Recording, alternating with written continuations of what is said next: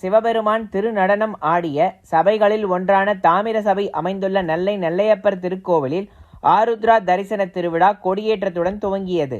அதிகாலையில் நடந்த பூஜையில் திரளான பக்தர்கள் பங்கேற்று சுவாமி தரிசனம் செய்தனர். தமிழகத்தில் பிரசித்தி பெற்ற சிவாலயங்களில் ஒன்றான நெல்லை நெல்வேலிநாதர் திருக்கோவிலில் சிவபெருமான் திருநடனமாடிய பஞ்ச சபைகளில் ஒன்றான தாமிர சபை அமைந்துள்ளது. இங்கு நடைபெறும் ஆருத்ரா தரிசன திருவிழா மிகவும் பிரசித்தி பெற்ற திருவிழாவாகும்.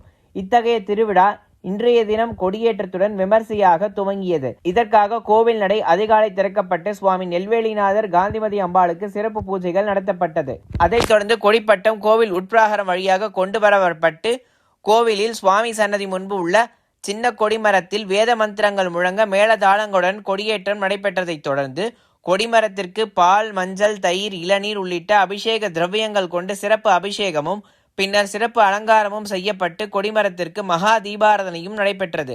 அதிகாலையில் நடைபெற்ற இந்த விழாவில் திரளான பக்தர்கள் பங்கேற்று சுவாமி தரிசனம் செய்தனர்.